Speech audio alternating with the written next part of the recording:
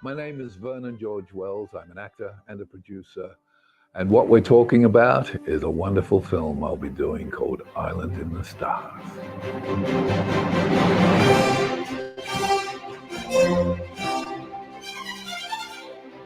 Island in the Stars is the story of a young woman named Jackie Driscoll, who on a faraway planet encounters a roguish space pirate who has with him a mysterious box that may lead to her missing father, as her destiny lies hidden on an island in the stars.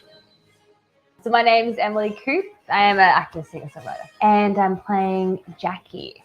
Island in the Stars is pretty much Pirates of the Caribbean meets Star Wars. I mean, it's going to be amazing. It's the kind of movie that 14-year-old Tom would have been like, I want to see this. I have to see this movie. Because I think you should be making films. You should be making art that you yourself want to see. So when we started putting this together, I just started going through my Rolodex of 40 years out of people, not just people in front of the camera, but people behind the camera, people that I know, calling in favors and talking to people. Because I think that this film deserves to have the best. Obviously, working with Dream Screens Australia is huge. They're an amazing, talented group of people, and the technology they're bringing into film is just fantastic. It's going to be wonderful, and seriously, I'll be ringing a lot of you up to see this and pestering the heck out of you to get this film made, because I think it's wonderful.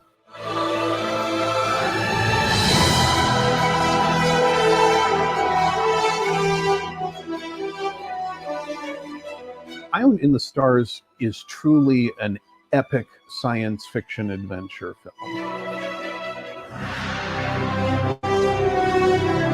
Island in the Stars allows for all of these elements to come together in this confluence of a movie that I want to see, that is a action adventure fantasy science fiction movie.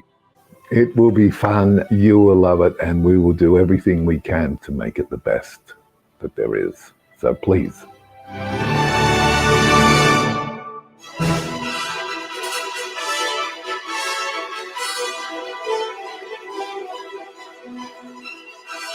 This film will remind you of what you've missed out on and show you that it's still there, and you'll be able to talk to your kids and say, that's what it used to be like.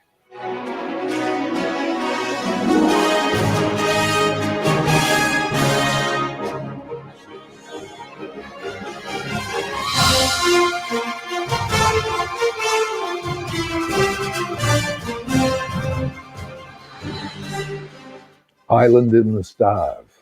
I can't wait for you to see it.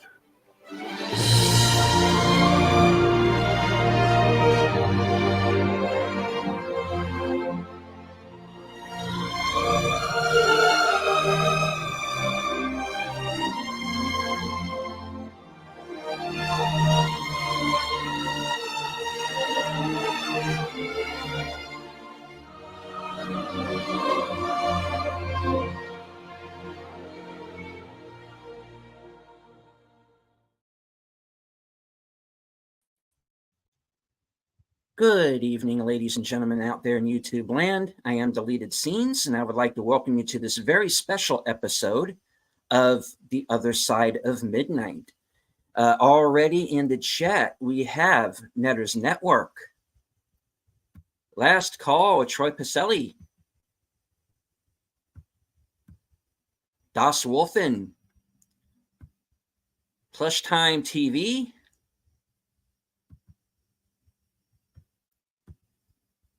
Jesse Guajardo is saying he made it. Good to be here. Brett Cohen. All right. Well, as you all know, I do have a special guest here tonight. And he brought a friend. So I'm going to bring them both on. Without further ado, the writer and director of Island in the Stars, Tom Konkle, and producer Lucinda Bruce. Hello.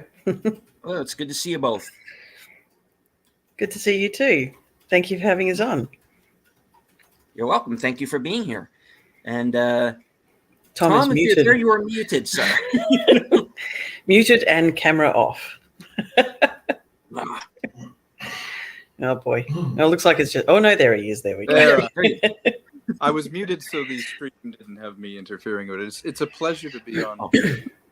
I'm so happy to be talking about the film. Here we are, the last week of the crowdfunding, so really looking forward to it. Hi, Netta. Yes, and you're going to be on again on Troy's show before. Is it Troy's show or Netter's show that you're going to be on again before the end of the week? I think we're going to do Netter's show, if I'm not mistaken, right? I think we're going to so, yeah. Summation of what happened, sort of after the funding. What happened, right, Lucinda? Yes. What exactly just happened is what we're going to have a thing on. Yes, that's right. What did we do wrong? No, what did we do? What did we do? What happened? Well, it's been a strange journey.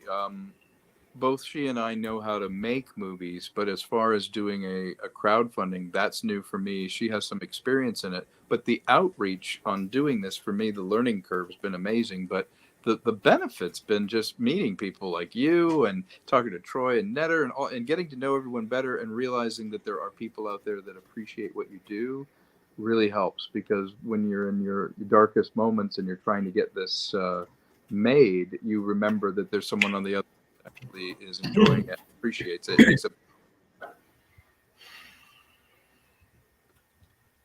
So let's go into it. What inspired Island in the Stars? What put the idea in your head to make this future classic? It's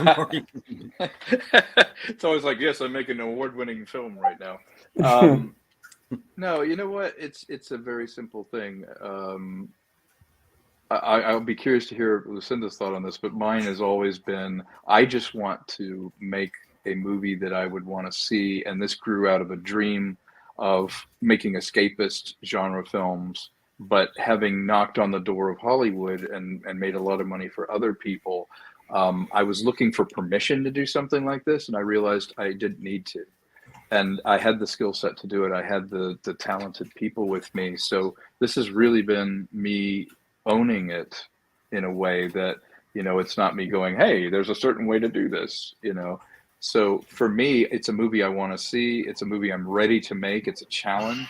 I'm scared of it, but I love it. All right. So, Lucinda, how did you end up on the Island of the Stars train? Yeah. How did you? I guess. Tom ignored me for about a year. I think that was the start of it. Yeah. Yeah, so I get ignored by lots of people all the time. Yeah. Which is fine. I'm used to it, But no one even remembers that story. No one even remembers your story about it. No, it's great. I can just keep telling it. You keep such fun. We'll ignore you. Yeah. No. It was just at a premiere and of Trouble Is My Business, Tom's film.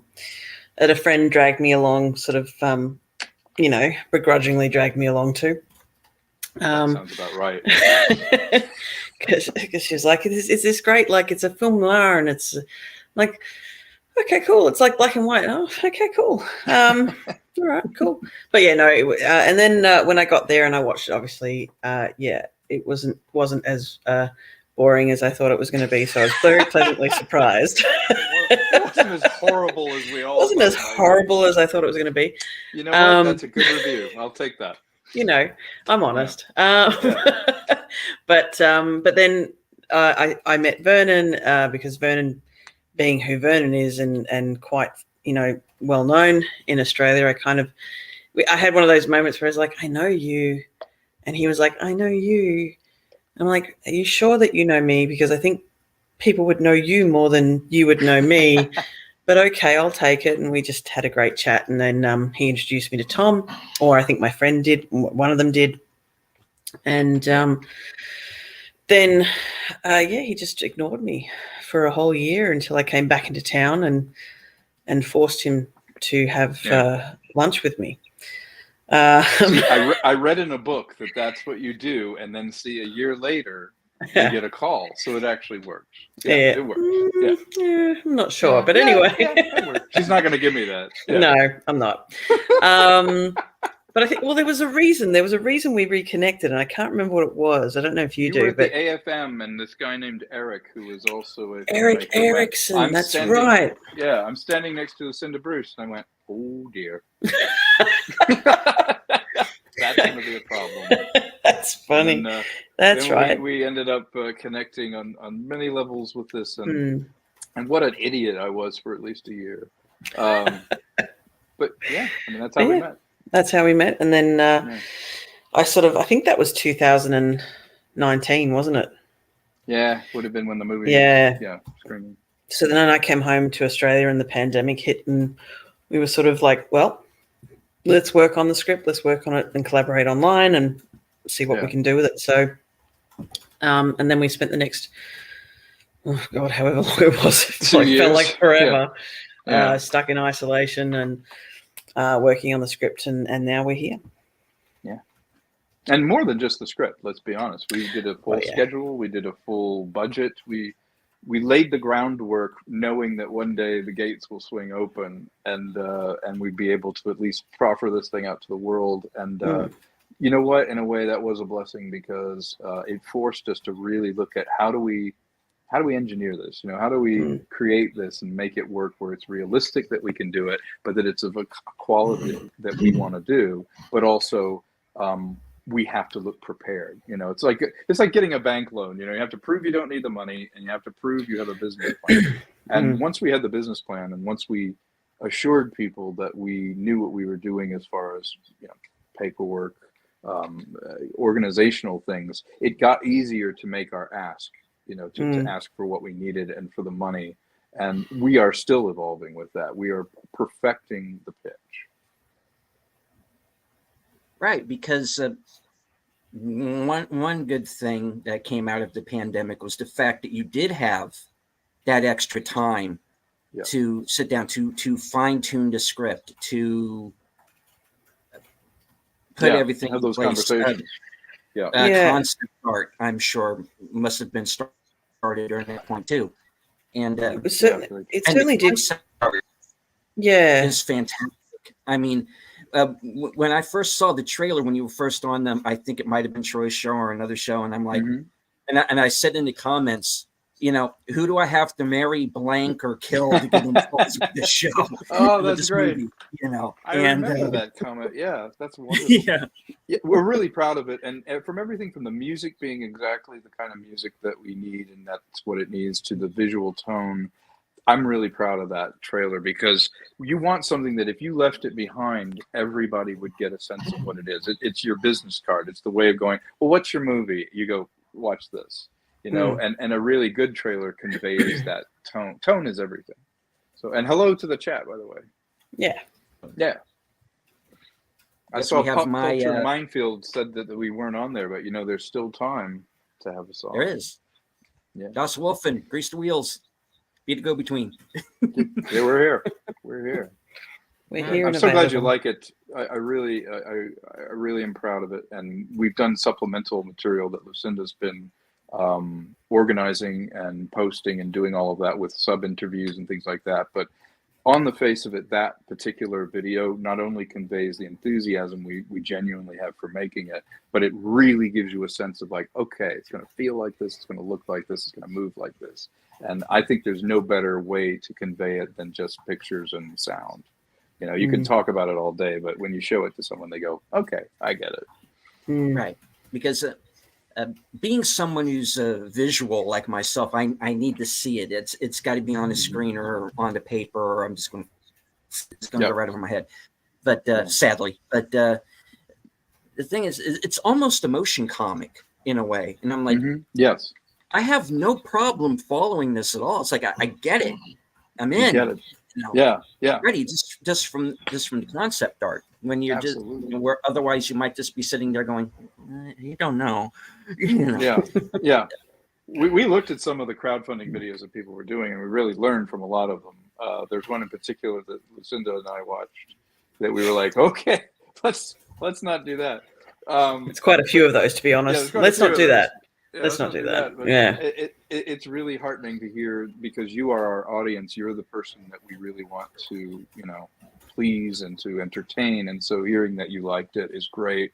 What we're hoping this becomes is obviously a springboard to putting this in front of our bigger financiers and having them understand it as well, and having the eyeballs behind it from the campaign and from people's enthusiasm to say, hey, people want to see a fun, old school escapist movie.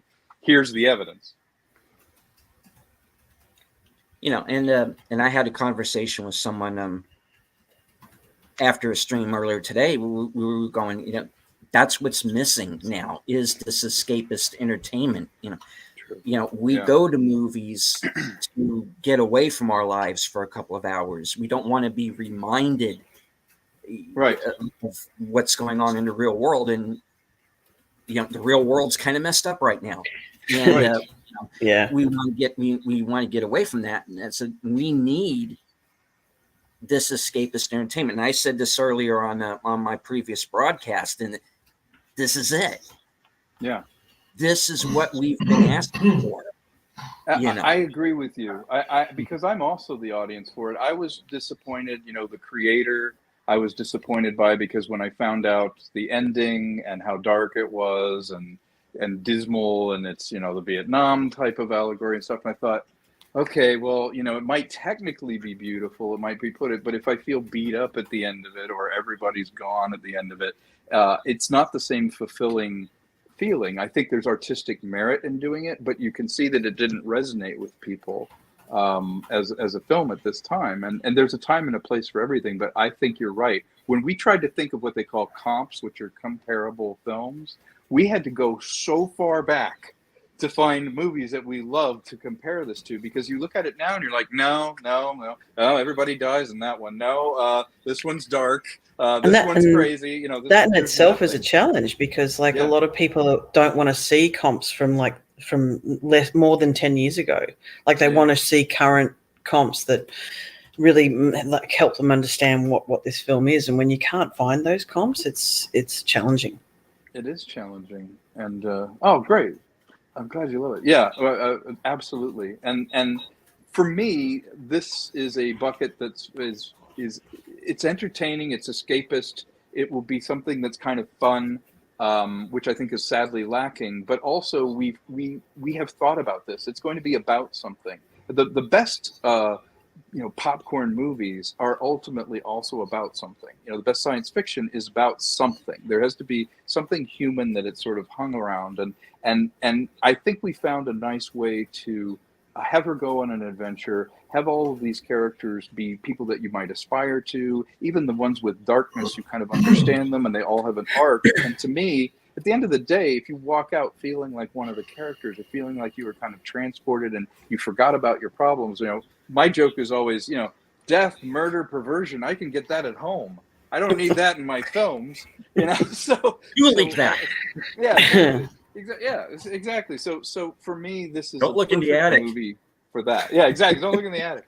And for me, it's the perfect movie for that, because you will not feel insulted watching it, but also it's supposed to be fun. It's supposed to be escapist. It's supposed to transport you, and you will appreciate it on your level. Someone else will appreciate it there.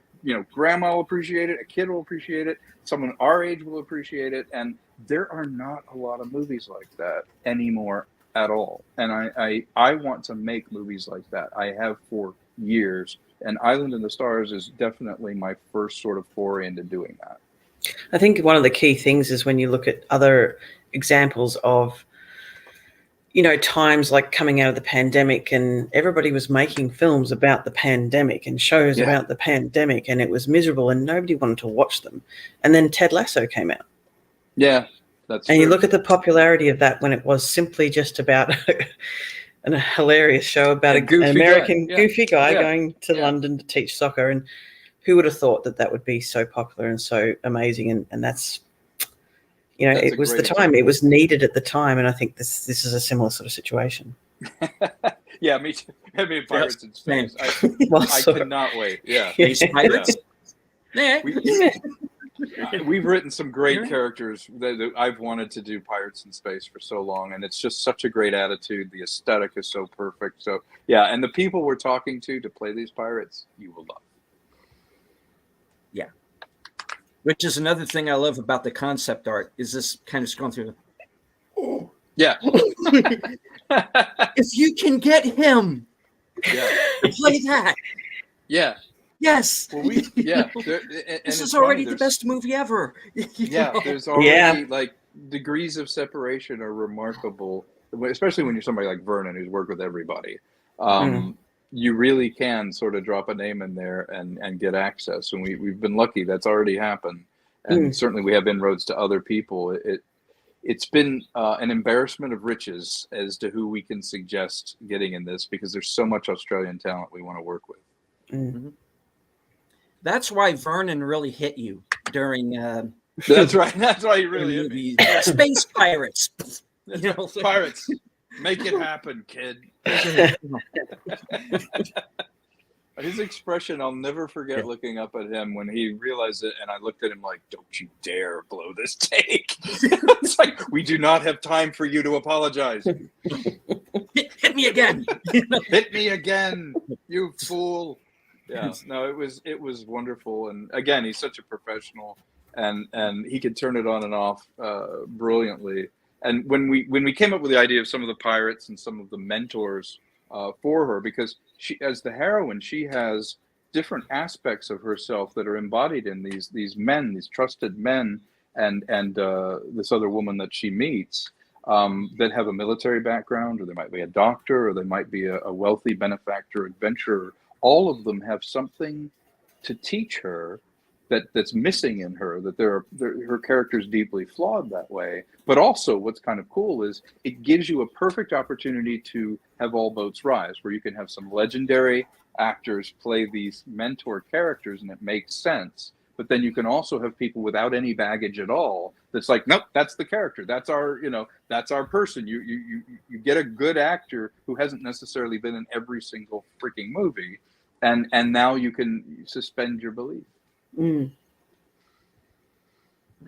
Well, we've been talking a lot about the concept art, and I thought maybe if I can get this to work and scroll down, we can maybe actually show some of this off. Absolutely. All right.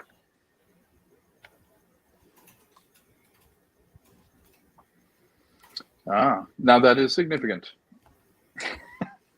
There's something to that image, but not only is it a herald announcing perhaps a position that you're in and a state of being, but it's also very much the aesthetic that begins the film, if I may. And one thing that's so important is that some artfulness and design has crept into the architecture and the technology of this world, because we wanted to kind of move away from the industrial, the aesthetic of, well, it's just NASA 500 years from now, so it looks very utilitarian. I thought, you know what? Let's make this have a story into itself. And as a human culture, we tend to ornament things as we get more settled. Look at the ships of old, look at the cathedrals, look at the brilliant architecture that's come up when civilizations were at their peak. Well, this Australian civilization reached out into the stars and really established itself as a foothold, having colonies everywhere and bringing their own kind of art, their own architecture, their own aesthetic to it. And each thing feels right. Each culture feels like it's sort of brought up its own narrative that's dictated how they dress or what the buildings look like. So this isn't just an affectation. It's not just something where you're like, yeah, that look cool. There's a reason why these things look this way. And let's face it, science fiction is wonderful to create something that's fanciful, but you can imagine living in that world and wanting to play in there and being in those buildings and like, why did they do that way? And what influences were that? And that's really what's up in all of these pictures, is evocative of what does it tell in the story by looking at this? Why does it feel that way? Why does it look that way? Well, I've said before that some of my favorite movies, television shows, are really good at world building. Like I brought this up before on another stream. I was talking about you have a world like Blade Runner, or Mm-hmm. for example, something like Twin Peaks, which Mm-hmm. Troy and I are going to be doing a series about. Um, I I want to walk around in that world. I want Yeah. to walk in all of the alleys. I want to walk into all of the buildings. I want to meet all the people, and just seeing the concept art here, I'm already feeling that way about Island in the Stars. I'm like, this feels like a world. This wasn't something that was just thrown together Thrown and together. Yeah. just make a spaceship. No, Right. you know, this is It- something where it's like it's weird. It's like I feel it. It's like, okay, that's the costume. Grab the jacket, put on your coat, walk outside, and you're going to see this. Yes, that's very true. And I'm a huge fan of artists, as you were talking about. Sid Mead, obviously, Blade Runner, but Chris Foss, Angus McKee, all the people that really put artfulness into starship designs. When I was a kid growing up, I collected books of their artwork. I love vintage science fiction art. I really am like you. I walked around. There's a place called Devonport that this is, and it's basically what if you had say an English or Australian harbor when at the height of whaling. What if that had never fallen? What if that had never not evolved, but had just continued through a sort of steampunk evolution into modern technology and beyond, but kept the aesthetic and kept the sort of little filigrees of, there'd be ivory and wood on that control console, or there'd be this or that. So it's very much a place where not only does the story allow me to kind of roam around as the director and go, oh, I want to go down this back alley. I want to see like what's an inn like there, or what's a tavern like there. But this kind of world building is so much fun because you're right. You step into it and it almost dictates to you dialogue and story because you're living it. Well, let's move on to a couple of the other, and of course, a couple of these gents look familiar. Some of those look familiar. And again, we're just, compositing. However, I don't know. Yeah, I don't know. But this sort of feel and this look, as you can see, it's sort of projected forward, the sort of master and commander feeling of the uniforms indicating it. You have a very ornamented look to the way that they're dressed. You can see the woman on the lower right there has a kind of, very sleek aesthetic. She looks like, she might be the witch queen. You never know. She could be a pirate. You have the very innocent yet kind of otherworldly look of Emily. That's actually the real actress composited into that outfit. We were designing that outfit. We actually put her into that outfit. And that sort of look of someone who would have grown up in this environment, that made complete sense. And each one of the people that you see on our page, our team has decided on very distinct character traits and who would be best, or who do we want, even if we don't get that person, what are we trying to evoke? And we felt like the right thing to do to communicate it to people was to make it concrete and make a decision, say, you know what, ideally, this is what we're positing. This is what we're thinking of. Now, whether it ends up being each one of these people, we can't promise anything, but we do have inroads to these people, and these are realistic casting choices given the constraints of shooting in Australia and our budget. These are gettable people, and certainly in the proper spirit of being able to film in Australia, these are people we would get. And of course, we have some more here. I am really digging the makeup of it. Just the whole look. Yeah, in general, and that's very much what they look like. Yeah, it's tribal. If you're going to be a space pirate, you have to ornament yourself and you have to be fierce. So in a way, it's Celtic. It's got that kind of a brutalist kind of look where, of course, warriors and people that would survive through intimidation, raiding commercial shipping lanes. they would want to be as fierce as possible, and they would have their own culture. And what a nice, sort of a contrast to the very kind of put together look of the other characters, where they're in their own kind of ecosystem that's chaotic and they're brutal, and then you have the other people that are much more reserved and proper, and and between the two of them, you create these two worlds that are going to clash together, and that's a lot of fun. Because swashbuckling movies, look at an Errol Flynn film. You had the pirates, and then you had the the Spanish or the British troops that they would fight, and I love that contrast where some people had charismatic authority because they were pirates, so you would follow them because of who they were and the charisma, and other people had the sort of symbolic authority of, well, look how many things I have on my badge here. I'm in charge here, and that sort of authority figure did it through societal pressure, and that's the way that this whole thing was set up. So I love that, and I love that swashbuckling aspect of pirates raiding things, and I'm a huge fan of the Seahawk. I don't know if you are a fan of that movie, but I absolutely loved swashbuckling pirate films. So I really want to tap that again. And yes, there are real sword fights. Nice. Yeah. This In fact, I had an idea about that. I sent you an email about this. And Oh yes, no, really I read cool it. Angle. Yeah, I you read like it. that? Yeah, Yeah, I think that could work. I think it could work. Yeah, it could work. Haven't seen that before. Well, a little. Yes, we'll talk about that.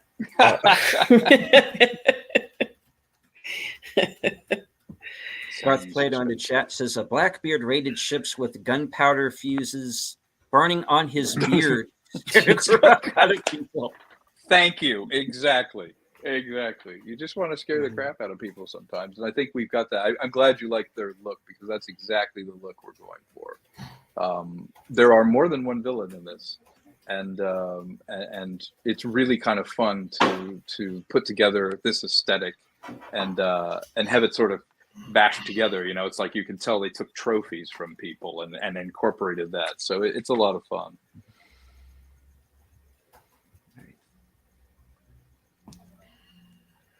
Well, hopefully we'll go into in demand, and then Jedi Bill, you will be able to back. How does that work, by the way? month. Maybe we should probably explain that.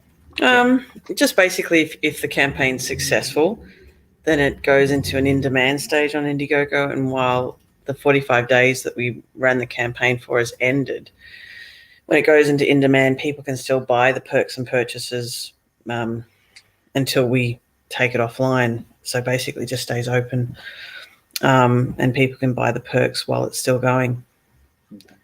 Yeah, so it's great, really. It's just we have to get there, which we are working on. Yes, very much so. We're working very hard to get I think it's about 52,000 that we need still. Yeah, but we are talking to people, and we're trying to bring little bits and pieces in here and there. So we're hoping that we can square a lot of that away in the next few days. Yeah, I know. I was really, really happy someone bought a Leviathan perk, which is the 5,000 perk, and we were able to include them in a lot of the process and talk to them and everything. And if you ever want to executive produce a film, 5,000 is pretty low to get in. Yes, my Adopt a Pirate perk. I'm very, very proud of that one. Yes, well, and Troy is as well. Look at that. Yeah. They need guidance. Yeah, they do. They're just people. Sort of. Misunderstood people. Yeah. Society gets in their way sometimes. Yeah, got to bend the rules sometimes. You get it. Bend the rules. Yeah.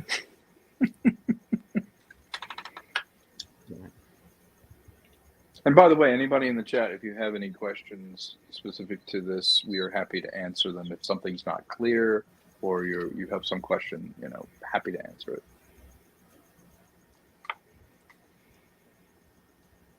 Yes, of course, that's right. Yeah, and this is one of those that completely grabs me, because this looks like this is a cover of a science fiction novel, Oh, that's great. Yeah, I mean, it's to have that feel. There is a scene with a space elevator, which is a way of going from near orbit to Earth, And I was thinking about that and thinking about, classic sci-fi sort of compositions and things. And so this very much is representative. There's a character named Mary George, who is a pirate who is following our team, our band, who is going on their adventure, and she is intercepting them. So this kind of evokes her laying in wait somewhere. Right. Because I look at this, and not only do I think, this is the cover of a book, this is also a poster shot. Yeah, poster shot. Yeah. And it's important for me to have it look like that. Like the film needs to have that sort of organic, put together look. Things look too clean a lot in these movies.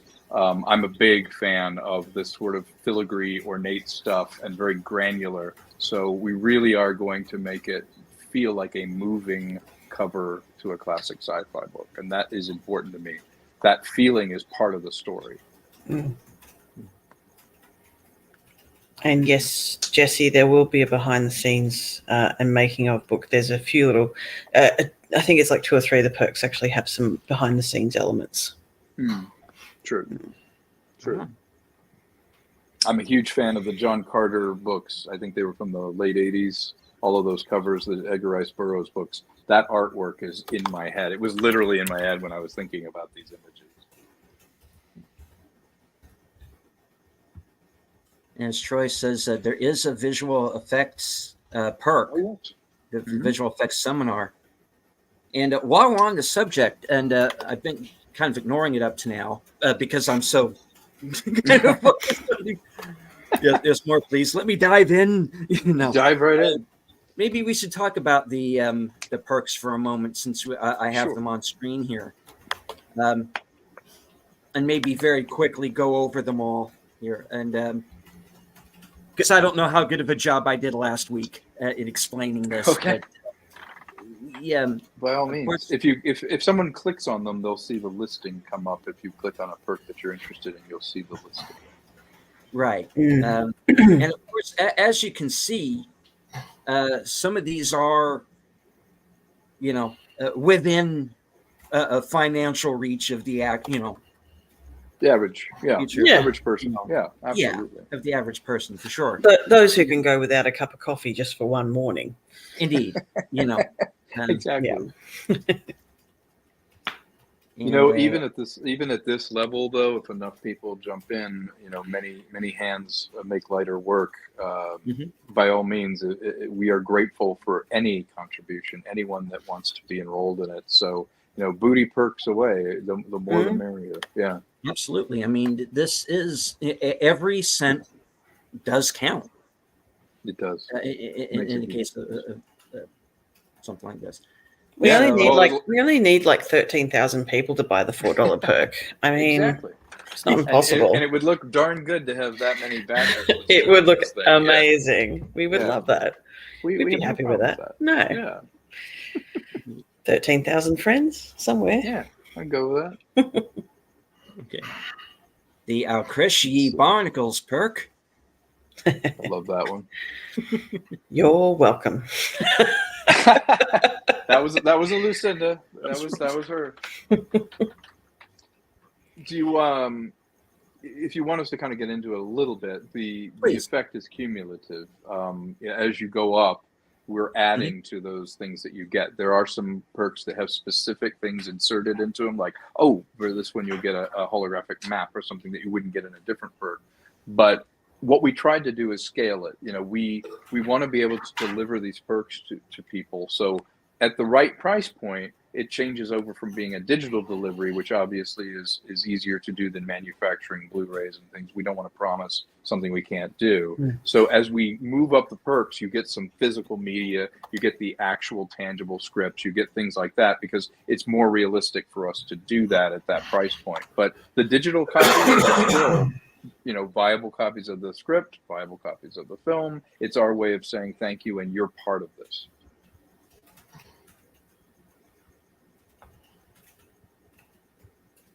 Yeah, Captain Perk. That was a popular one, isn't it? Yeah.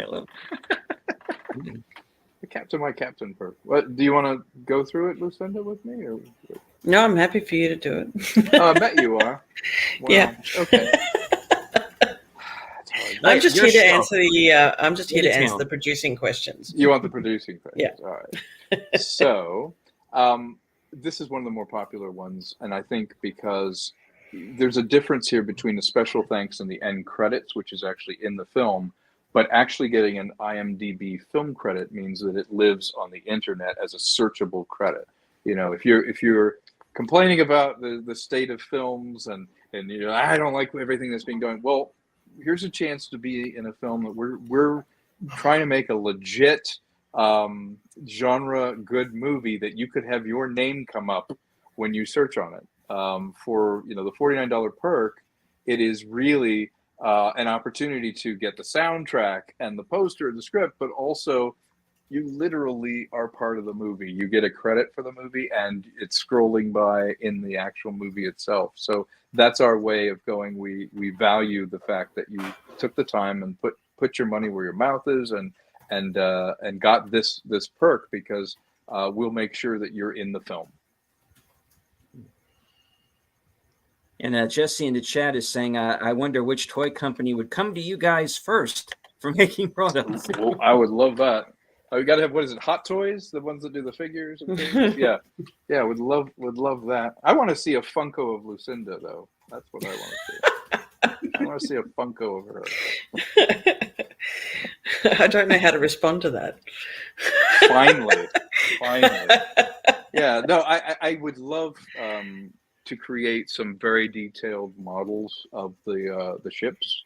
And Mike Smith and I, we are Luminactus. He's a visual effects and producer on this and co-writer.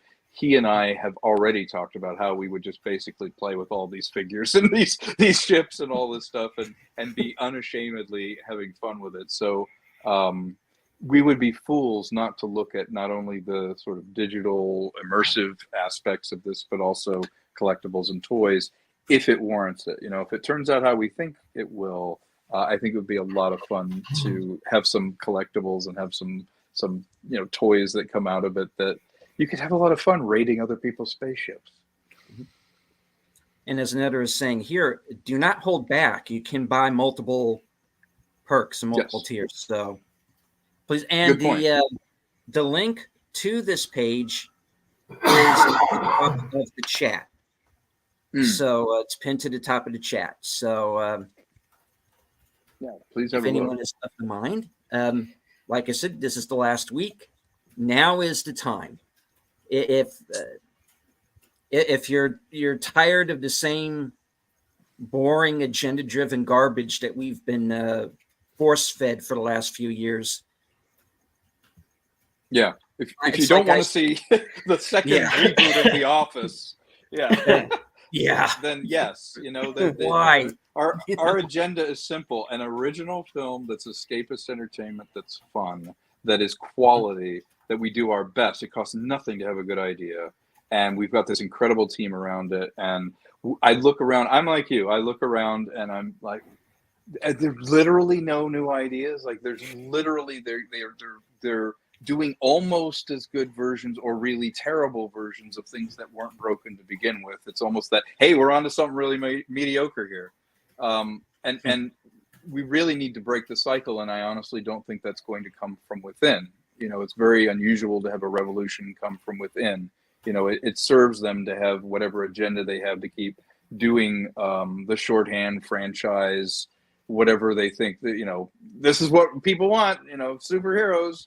And at some point, you have to be a trendsetter, and we're asking people that enjoy this to take a look at it and say, okay, let's put something out there. Let's try something different. Let's try something that isn't on an existing IP, that isn't you know, good for you. It is it's a shot across the bow, you know, to use a pirate thing. I'm loving these comments, by the way. This would make an amazing tabletop RPG. Ahsoka was a rip-off of Lion's Voltron. I love Lion's Voltron. I love it was that. the best Voltron. It really was. And hello to Samuel Proctor. Good to see you, sir. Hello. All right. Yeah.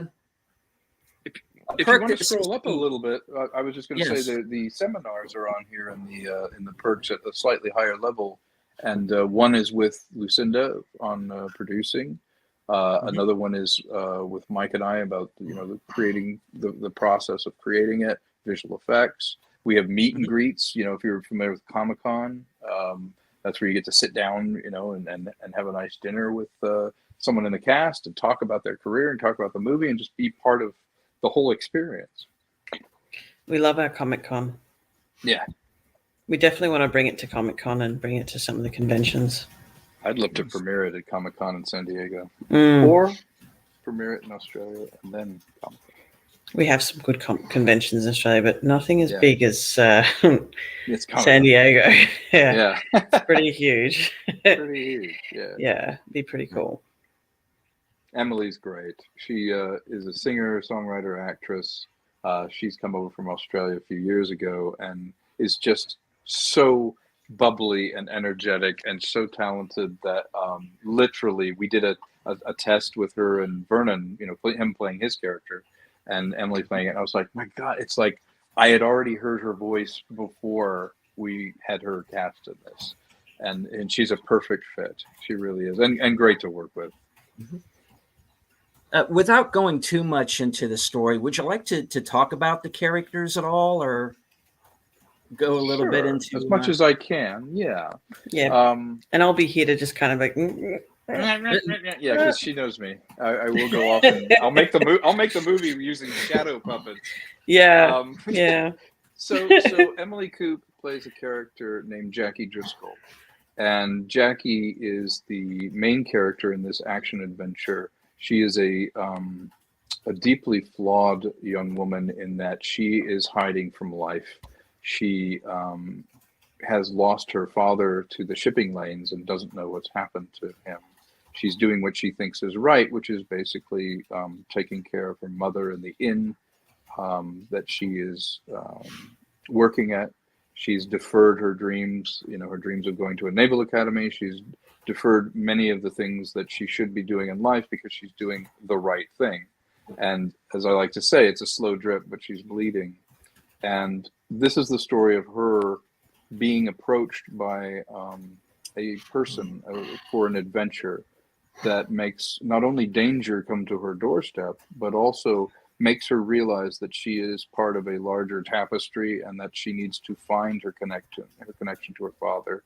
She needs to learn from her mentors, and she needs to figure out what it means to carve her own destiny and not just do what she's supposed to do, but do what she is able to do and what her calling is. And though she stumbles, at the end of the day, this is the story of someone who kind of finds their bliss, finds some answers, but most importantly, begins to mature as a person and realize that she's part of a larger world and that you cannot ignore the consequences and the things around you, that you must act.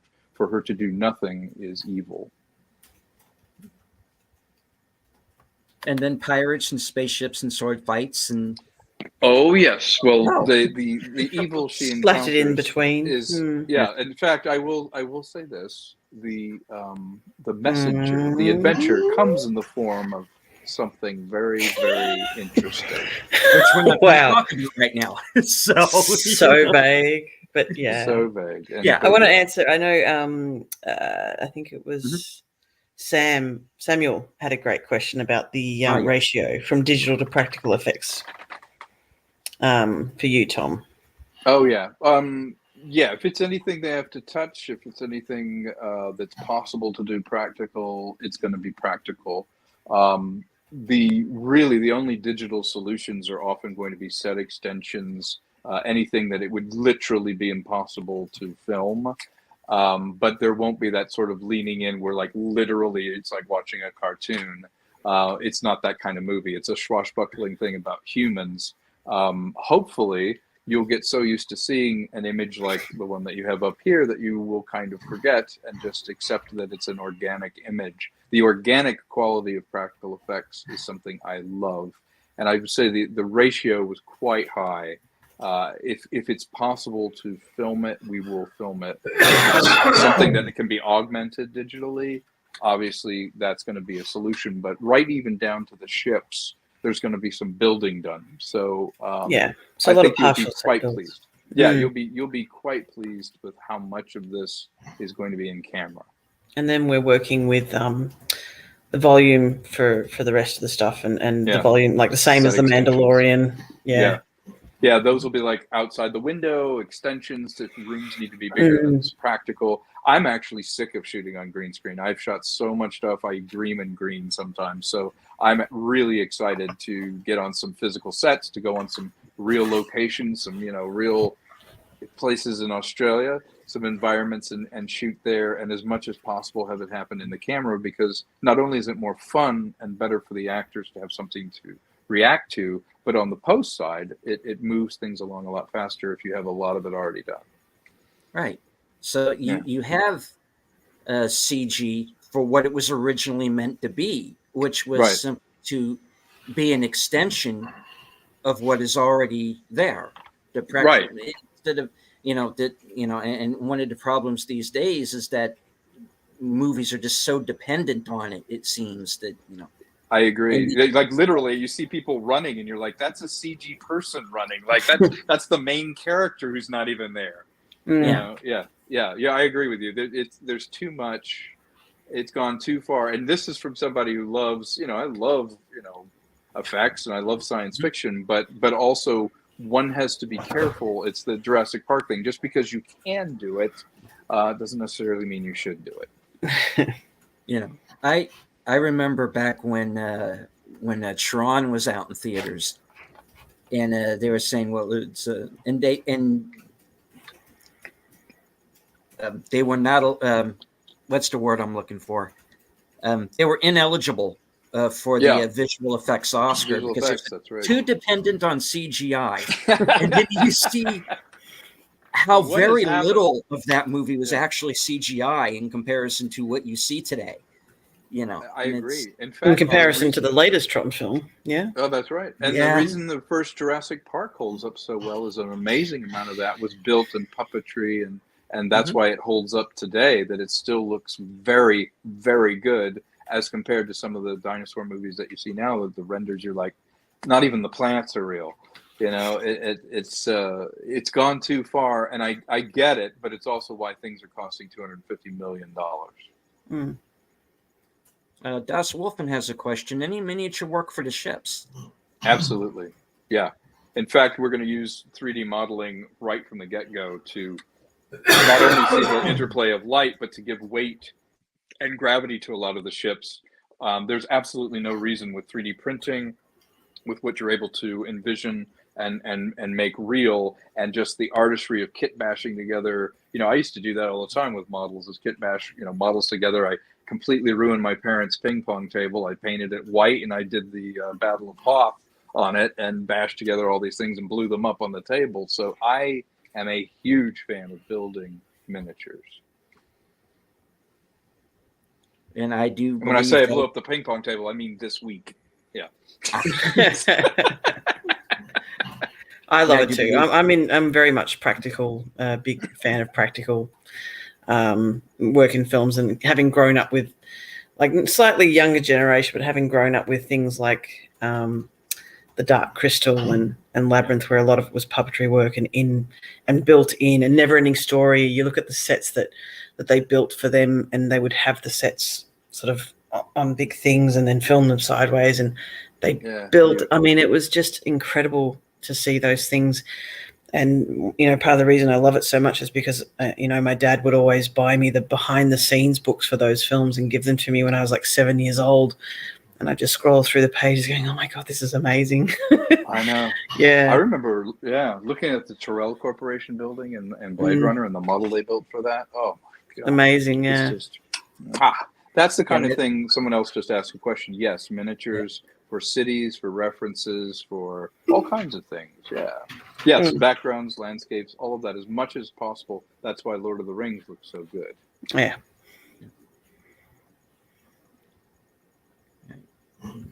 Put those Aussies to work. Yeah.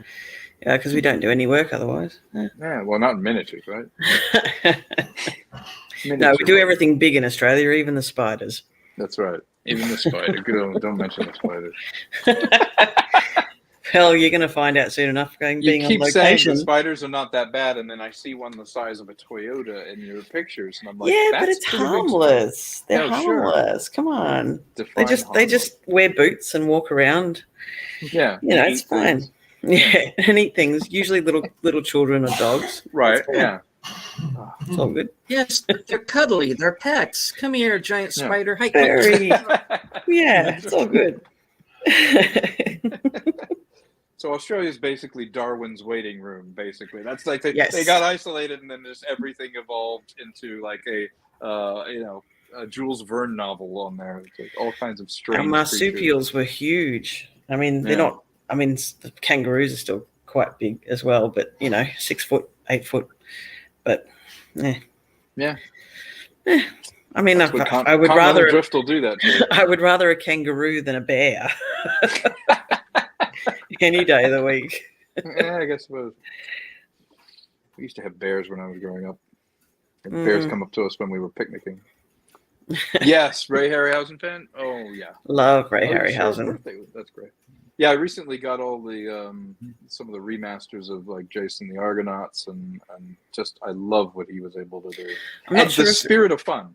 in Yeah. those films. I'm not sure if it's still there, but at the BFI in London, they had this amazing display of all of his actual claymation characters and everything that he Models and- did, the models and everything, and they were all on display there and in cases and stuff like that. And it was just so awesome to see it all Yeah. up close and go, that's my home. Was Like it a little- Dynavision. Yeah, Dynavision. Yeah. it was. I love that. Oh, Mm. what he did with the Sinbad stuff too was really amazing. Yeah, Sinbad was Yeah. awesome. It was, and the spirit of those movies. There's a lot of that spirit in these movies. Just In our movies. better visuals. Yeah, hopefully. just better visuals. But still, yeah, the spirit. Yes, and in my producing seminar, Netta, I do talk a lot more than what I'm talking now. I do say things that are important. She does. she does. Yeah. In fact, you got to scroll down to that. Look at the picture of her. That says everything. Look at the picture in the perch. You got to go. You got to scroll down to the producers one. That says everything you just said. Yeah. That's my Maybe resting That's right. producer face. That's what Resting I call that. producer face. Where Yeah, is it? it's that. That look I There get. she is. There it is. It's like, you want me to? And You she's want to? got- What are you asking me? What do you want to know? Yeah. No. How many more hours are you gonna go? Yeah. But that person that's in the photo with me is actually an amazing producer herself as well now, and she was brilliant to work with. So my face was probably from the problem that she was talking to me about, not her. Not her. Yeah. Important to say that. Yes, very important. Yeah. Australia. But where- you know what? The producing seminar could be fun whether you're in the business or not, because it's also about managing people and managing dreams. You know, a producer is the one that makes sure that things can happen in the dream, but also shares the dream of creating it. It is a very creative job, and producing is like any business. If you're in another business that's not necessarily film, it's still about leadership. It's still about team building. It's still about encouraging your workers and but also managing people. keeping it realistic and making sure that you're not, because while it's always good to dream big and go big, you've got to understand what the limitations are, or at least know of them, so that at least when you come against certain challenges, which you always will, you know that you're going to come up against things like that and you can overcome them. Yeah. Even the checks and balances. Yeah. Das Wolfen says Australia, where everything wants to kill you, even the koalas. Well, it is their land. What can we say? We've invaded it. We've taken over their space. So, They do want to kill you very slowly. I actually saved a Very koala slowly. once. I don't tell too many people about this story, but he'd been hit by a car, and you do have to be very careful when approaching them because they've got very sharp, strong claws. And I don't know if anyone's actually been killed by one, but you have to, you have to grab a towel and you have to throw the towel around it and grab it from behind. Otherwise, they can they could cut you up pretty badly. So they are dangerous, but they're pretty chill most of the time. I almost believe you. Yeah. No. I promise. Most Just of come the and time. see. You'll be Yeah, fine. I'll see. Look good, Yeah, I'll know I'm in trouble when you've got a koala on your shoulder and you're like, give me Yeah. a second. I want to talk to you about the schedule. Just come on. Come over. Come on. Yeah. You remember that shot you really, really wanted? Here, talk to the koala. Talk to the koala. Because the ears aren't listening. No. Koalaween. In the rain. The night he came home. No. The night he came home.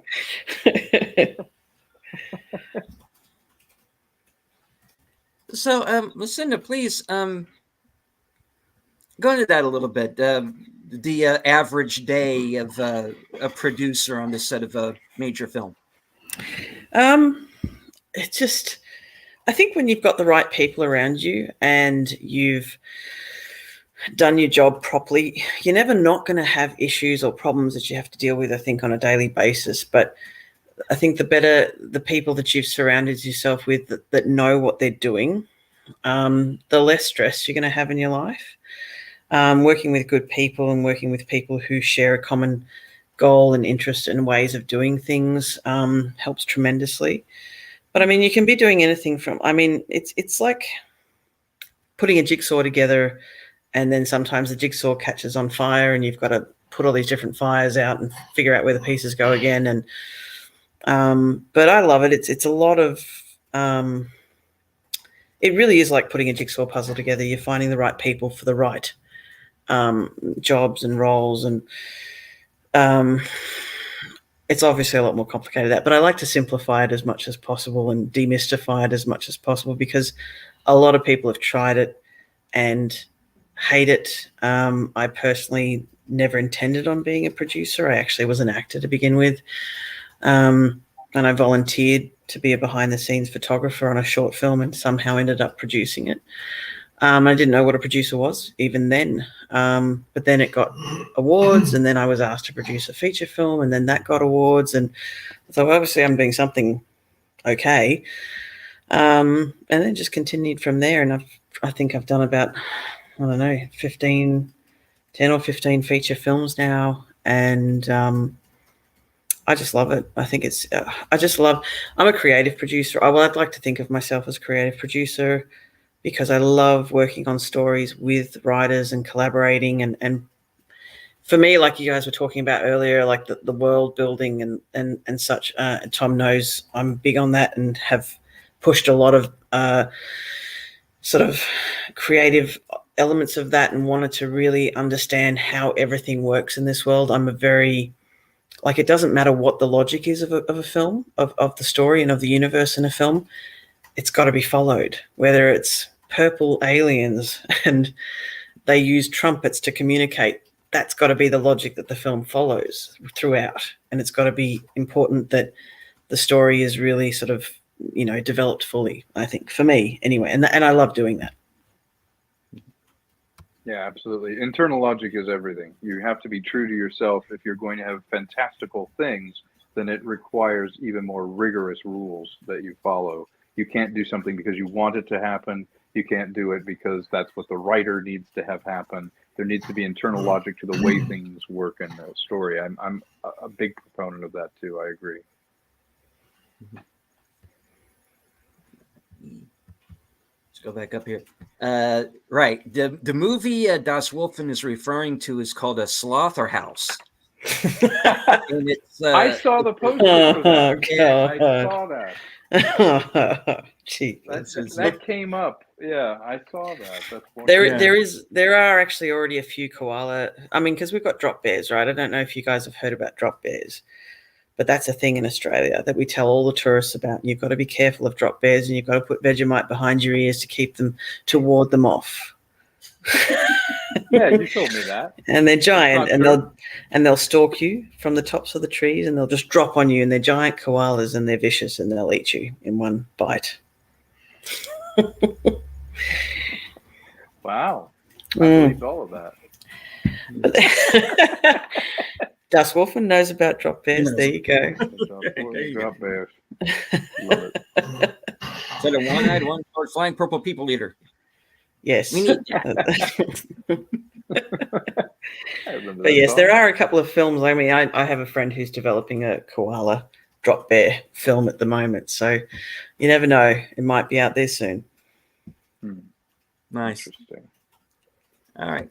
I did want to bring this up since you did mention this, Tom, earlier in the show. And that, well, we, of course, have the Adopt a Pirate perk. Yes, So maybe where you can tell us about adopt that really quickly. Oh, absolutely. You can literally sort of leave your mark on the film by naming one of the pirates characters, one of the characters in that film, and that name will appear at the end credits. You have literally created a pirate and adopted that pirate.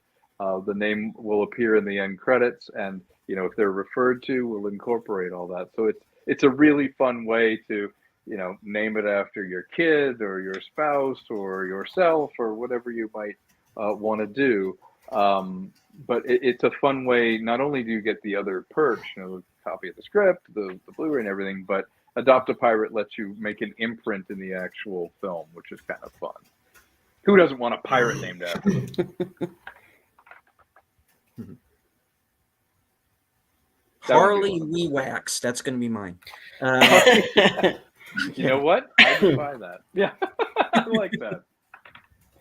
And then yes, there's the Leviathan, which we had talked about. And the famous perk.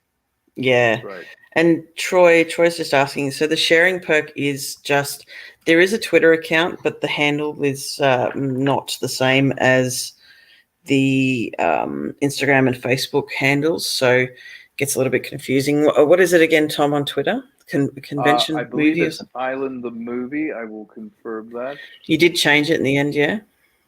Yeah, it's called Island Star Movie.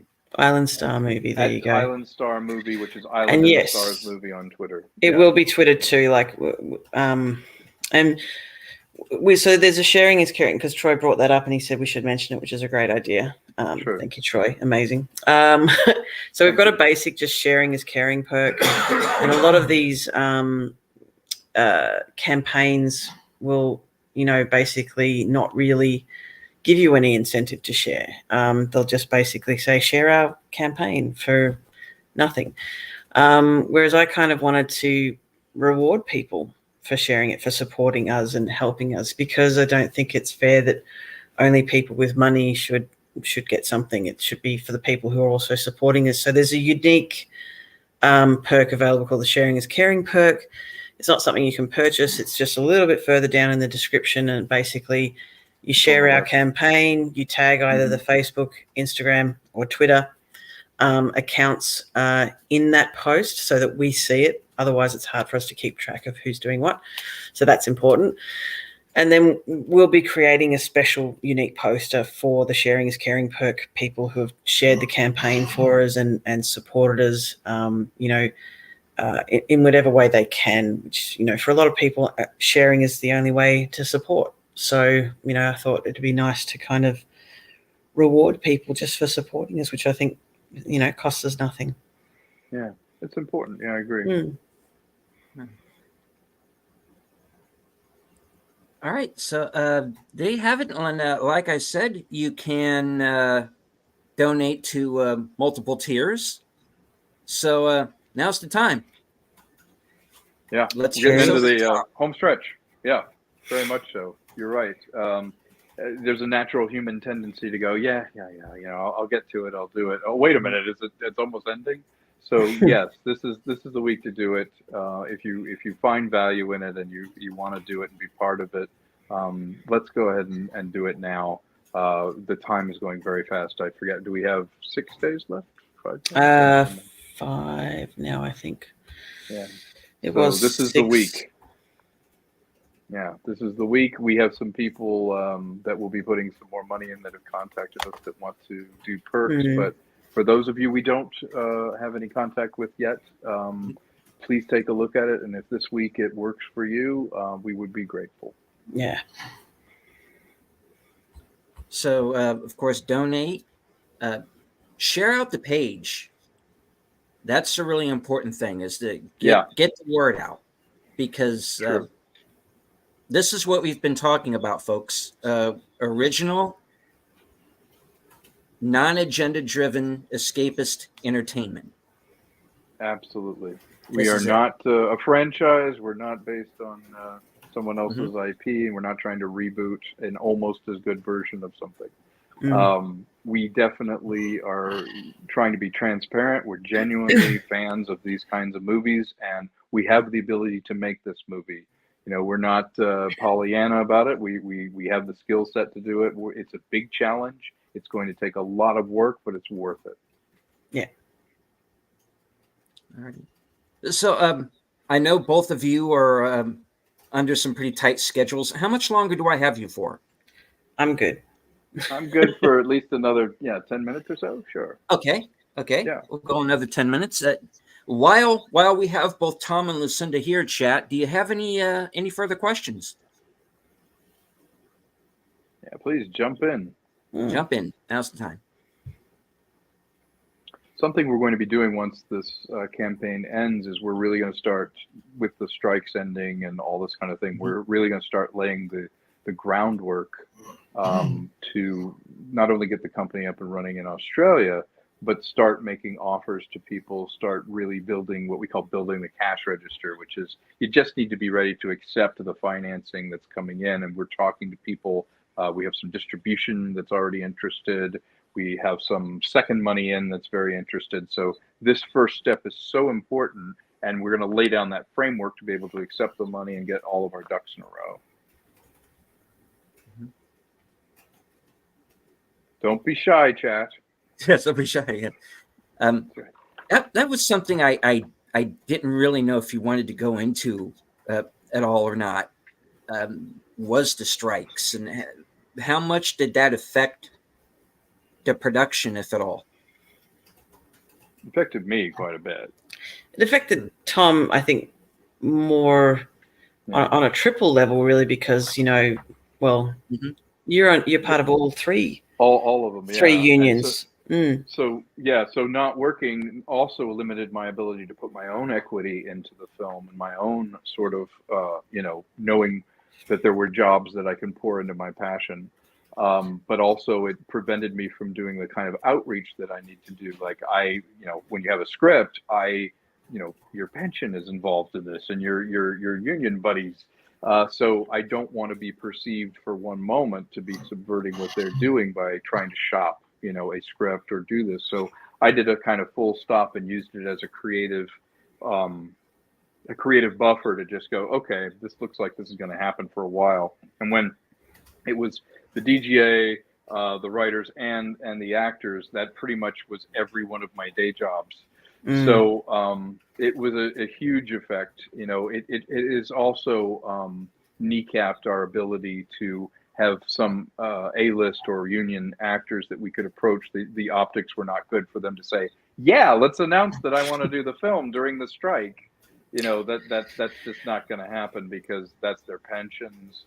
And that's just not good optics. So yes, as we emerge from this, and hopefully they resolve the actor strike soon, that opens up a lot of opportunities, because let's also be honest, financiers have been waiting to find out how long this goes on. If you're asking them to park a couple $1 million, they don't want to wonder if for 6 months nothing's going to happen because you're on strike. And so once the strike ends, there's more incentive to kind of equalize the market fluctuation of whether you're going to be able to put money in and know that it will be able to be used. You don't want to park it and not be earning interest on it, but have it parked in our film. So I'm hoping that also frees that up. The interesting thing, though, too, is like being in Australia and obviously being an Australian producer, there is far less impact of what's sort of happening here over there. So the strikes, because the MEAA, which is our Australian union, have an agreement with SAG. So anytime that SAG change what they're asking for, what their rules and regulations are, MEAA automatically accept that. So while they're striking here, we can still shoot films over in Australia because the MEAA it's like a working agreement. So it's an automatically accepted sort of thing that we're now working off the revised SAG agreement, what they're asking for and what they're struggling to get in their own country. We're already doing it in Australia.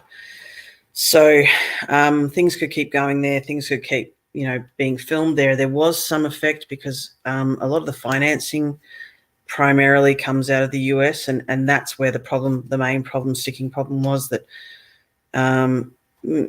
it's hard to sort of look out beyond your own space and your own window. So when investors were seeing the strikes happening, that was affecting us in Australia because they were like, well, we can't put money into films because there's a strike and you can't get anybody. But so it was kind of hard, a bit challenging to say, well, no, it's okay. We're following all the rules and things that SAG want, and we're providing that already without any problems.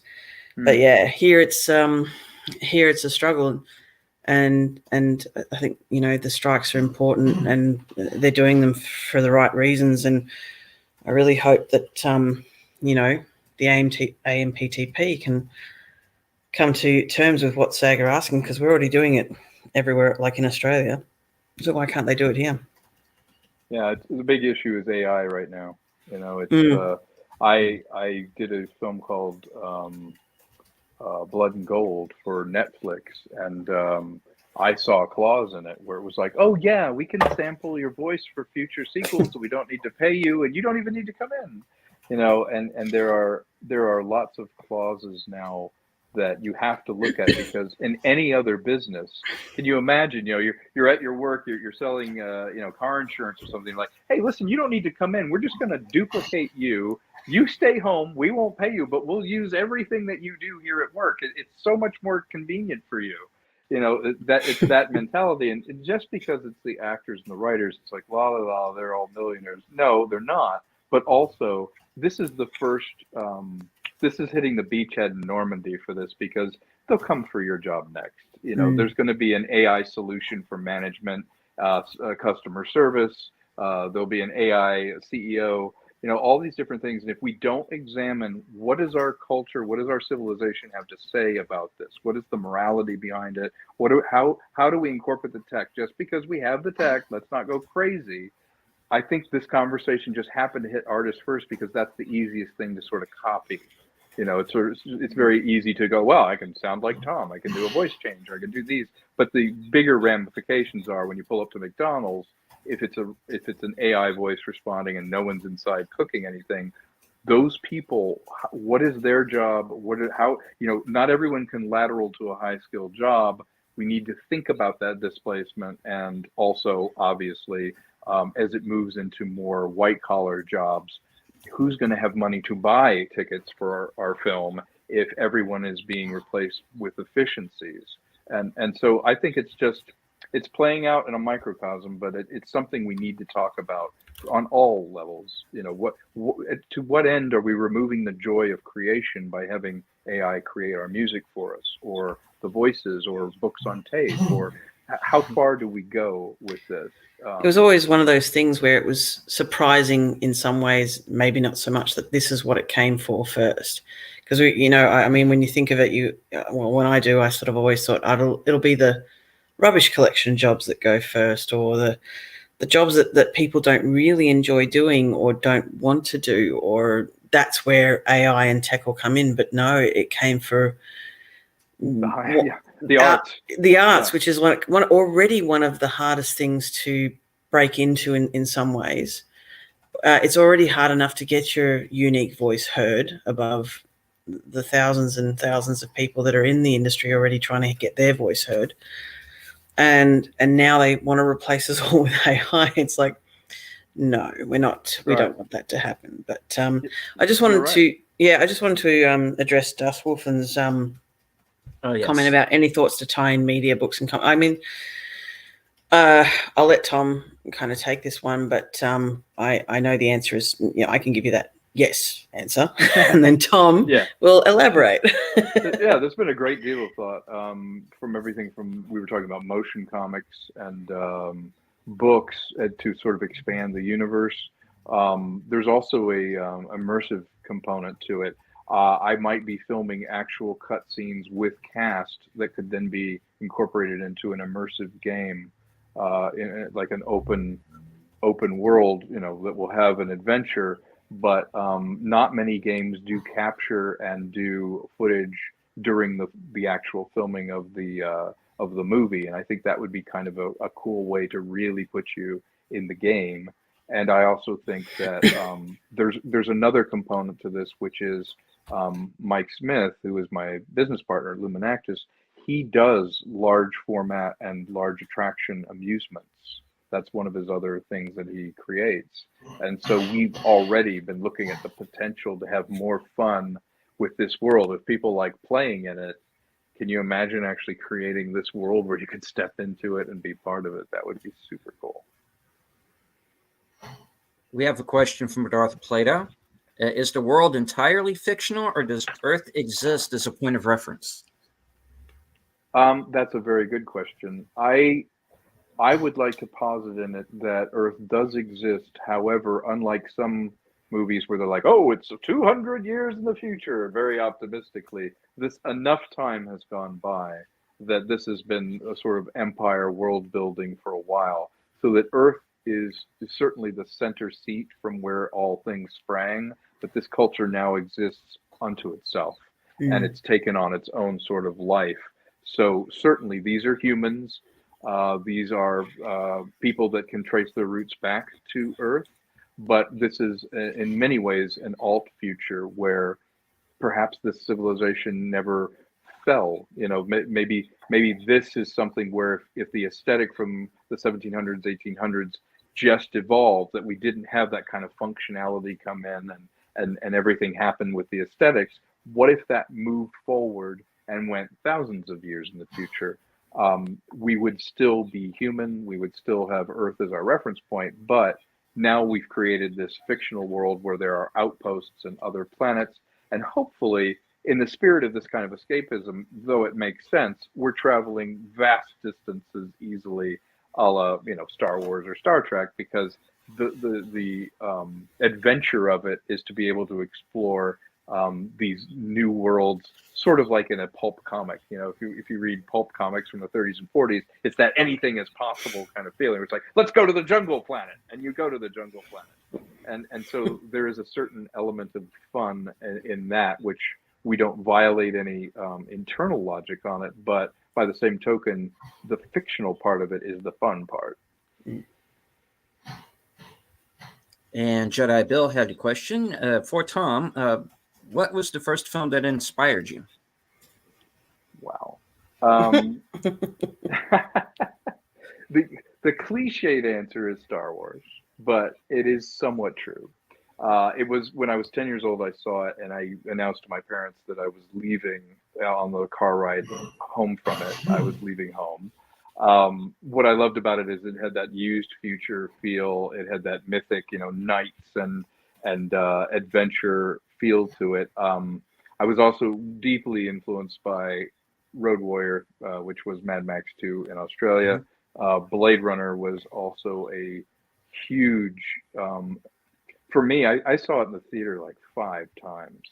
I even went one time when I had a fever. I really loved that film. And my first film that I did that was ambitious. I took a cinema and film track. I was a theater major, lit major, but also at the time, there wasn't really that much of a film school, but I had some airy, cameras and stuff. And the first film I ever did was called Rogue Hunter, and it was a cyberpunk detective, very ambitious. It won, I think, that and another film I did called Infestation showed at the AFI in Washington, D.C. It's like it kind of blew people away because I loved the sort of depth and density, the layer cake that was those films, and there was an integrity to them. So those films were very formative for me because all 3 of them had an adventure set in a very specific world with very specific costuming and a look.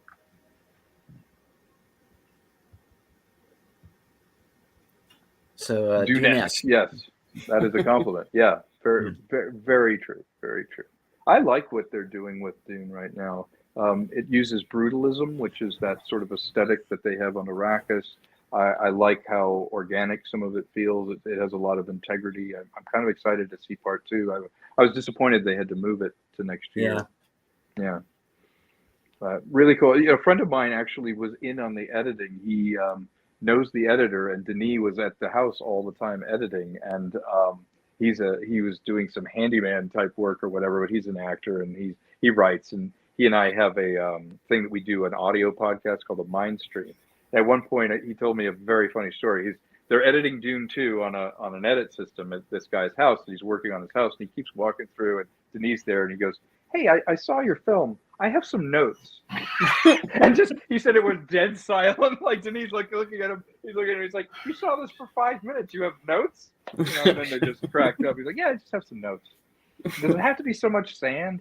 You know, so it just was wonderful. But he got to see the process of them cutting Dune, which I'm very envious of. But yeah, I'm looking forward to seeing it. You know, that's hard sci-fi. That people forget that's the grandfather of a lot of these films that are out now. And it's nice to have a kind of literary, respectful adult treatment of that. And I'm really excited to see it.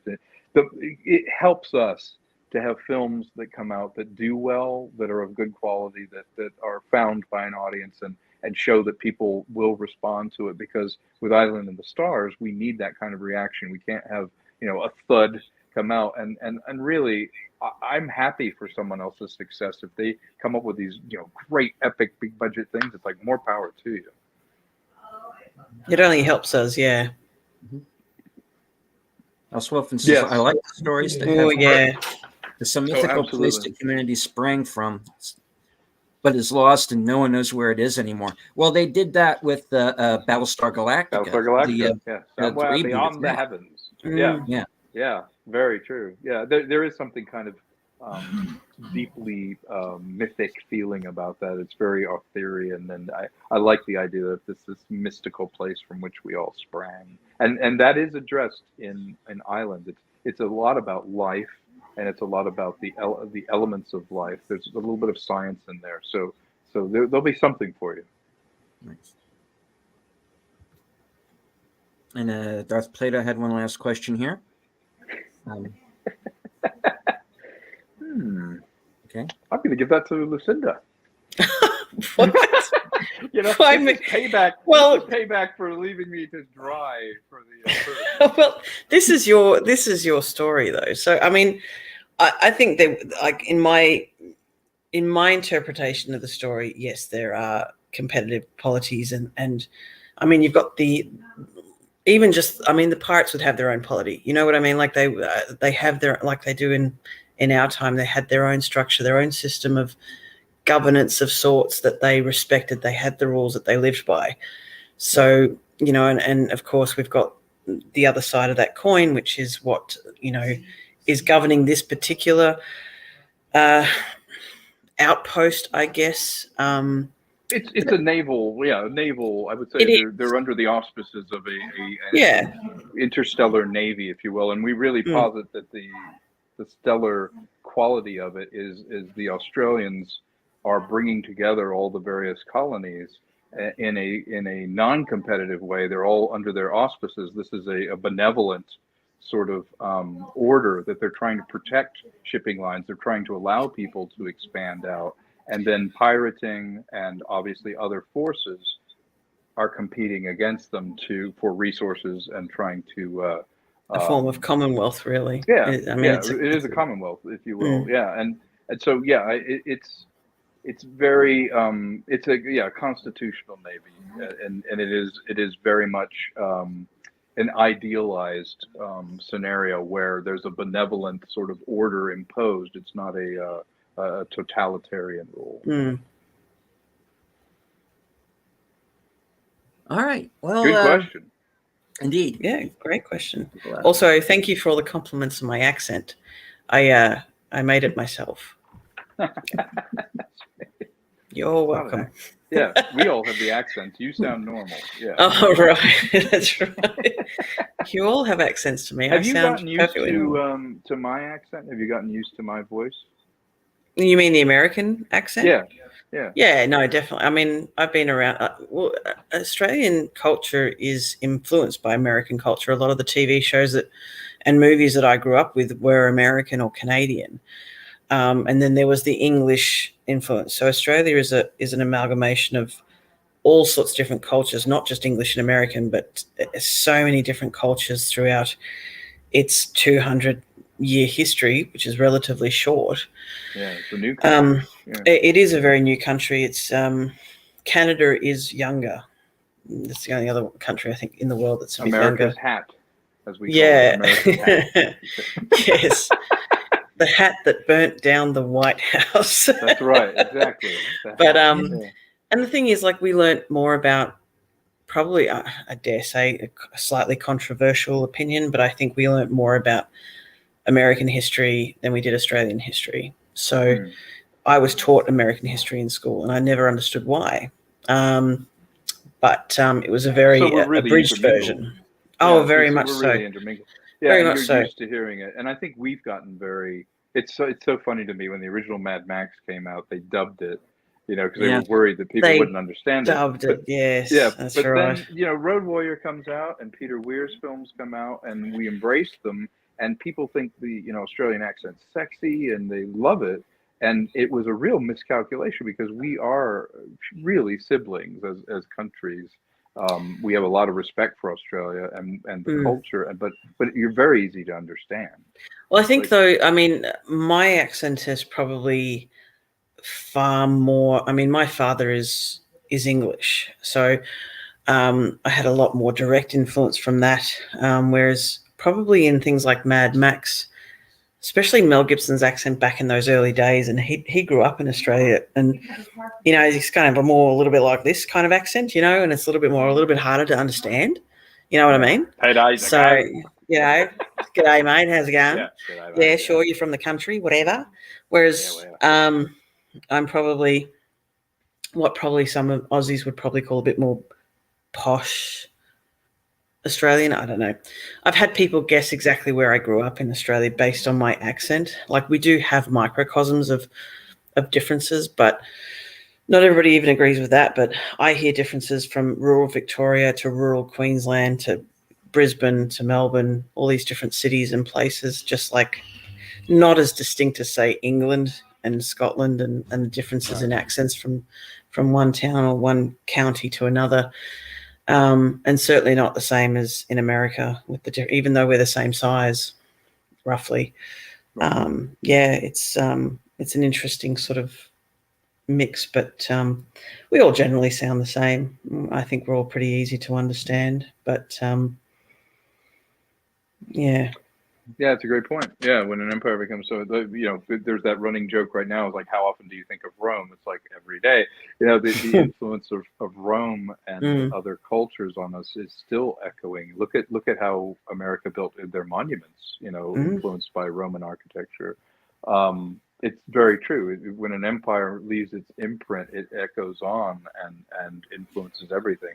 So what we're kind of saying in this is, these outer colonies, or if you go out to the outer rim of one of these planets, the architecture and the comforts of home come with you. And certainly, if you look at history, people would bring their home with them. They would bring their art with them. They would bring, creature comforts of home with them. And so it's very realistic that someone would want to make a comfy, if you're spending a lot of time on a ship, a comfy ship, rather than just an austere utilitarian ship. And those ships, like you see in this image here, will reflect that aesthetic inside will have a kind of more luxurious, more kind of lived-in organic feel. And I think that's going to be a lot of fun because you haven't seen that a lot in movies. Often they're just, panels of switches and just white, sheets of metal and things. And I want to try something different. Mm-hmm. Darth Plato did have a question. What year is it in the story? It's hard to say. We've argued about it. I will say it is thousands of years from now. I don't know if Lucinda agrees with me, but I would say hundreds. See, I would say at least 1,000 or two. The difference between Rome and now would be to get them out into the stars as much as we have them out in the stars. But you never know. Right on. Okay. Let's go ahead and wind it down, because I know I've kept you both longer than you had originally Oh, intended. no worries. That's No all worries. right. So, Tom and/or Lucinda, final words. Ladies first. Who are you calling a lady? Um, I think, you know, it's been fun doing this, and thank you so much for having us on here and chatting to us, and to all the support that we're getting from everybody, and those in the chat as well, and you know, continuing to support us. And it means a lot, because for us, you know, we're fans of sci-fi just as much as you are, and we want to see these films made just as much as you guys do. And you know, I think it's just important that it's good to sort of connect with like-minded individuals and get that support. We really appreciate it, and it's confirming, and it's what's the word, reaffirming, that we're sort of on the right track, and you know, we appreciate that. Well said. I would echo that to the chat, particularly people that have been so supportive beyond even this show, and hooking us up with other people to talk about it, because the connections are everything. You know, if there's nothing better than a word of mouth recommendation, where you've been so kind, and thank you for having us on here, Deleted. I have to say that someone like you telling someone, hey, I love this thing, that's what I want, that is a better endorsement than 1,000 advertisements, than 1,000 times going, oh, look at this, look at this. Having somebody who gets it and they're like, I get this, I like it, you should check this out. That's why we're trying to do this outreach through your shows, and doing appearances to talk about it, because at the end of the day, you're investing in people, and you're investing in us and our ability to do it, and what we believe in, and what you think we can execute. You know our vision on this, you know what we're trying to do. We're super grateful for everybody that's put in for a perk, and come on board, or donated, you know, not wanting a perk, but put some money in. We're hoping by the end of the week that we can get pretty close to our goal. We're going to make this thing one way or the other, but this would sure be a nice way to show people that have second money in this, there's interest, we've got eyeballs, and they put their money where their mouth was. Indeed. And once again, I want to remind everyone that the link to the Indiegogo page is pinned to the top of the chat. You can donate to more than one perk. So now is the time. We're going to put our money where our mouth is, and we're going to support this movie. And thank you for having us. right. Thank you. Thank you for being here. Thank you for coming. Pleasure. All right. Good night, all. Have a great week. You wrap it up. I want to go ahead and thank everybody in the chat. Troy and Netters, Samuel Proctor, Darth Plato, Jedi Bill, Connie Cleary, and everybody who is here in the chat with us. Everybody who is lurking in the background, because there's always one or two. If you like what you see, please hit the like, share out the stream, say hello in the comments, because it helps the algorithm. If you're new to the channel, please subscribe if you like what you see, and hit the bell icon for notifications. I want to remind everybody that at 4:10 p.m. Eastern Standard tomorrow, I am going to be joining Latino Slant for a review roundtable of the Argentinian horror movie When Evil Lurks. Very gory, very creepy, and very good. So, good for Halloween. Check that out. Yes, indeed, very good for Halloween. And remember that on October the 20th, I'm going to be joining Troy and Boomer for a rewatch and discussion of the Twin Peaks pilot movie. This will be the first in our series, which will begin on the 24th, where we rewatch the entire series, including Fire Walk with Me. So stay tuned for that. That's very cool. Can I plug two things then, if we're talking about Please. Halloween? I am an actor. I'm starring in a movie called Noise in the Middle, which is on Tubi Yes. TV and a couple other places. And also, I have a interpretation of Dracula, which is a kind of wonderful, ambitious, told by diary entries and things as an audio piece. It's by the Mindstream Players. So if you look up the Mindstream Players Dracula, Tom Konkle, you'll see a very ambitious version that we recorded live via Zoom with sound effects and music. And you can enjoy seeing us perform it as we do the audio version. It's also available on Spotify and Apple, and it's fun for Halloween. It's kind of perfect. Indeed. All right. Thank you all very much for being here. Great show. Thank you. Thank you. I survived. You did great. It was good. It was good, right? It was. Yeah, it was great. Love me. It was great. Love me. No. Okay. That was wonderful. I'm really grateful for you. Yeah. The drop bears didn't get you, so that's all good. It didn't. No. And yes, there's the link, the Tubi link for Noise in the Middle. I have seen it. I recommend it. Oh.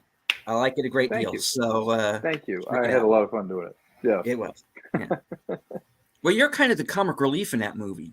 I am. I'm the exposition and the comic relief. I'm actually surprised I got the role, but they were like, you know what? Something's got to be funny in this. May as well be you. I had a lot of fun doing that. We shot that up in Spokane, that area. So it was a lot of fun. Yeah. Right on. All righty. So I will end the show with my usual outro. Good night. Take care. Stay strong, because this is how we win. Good night.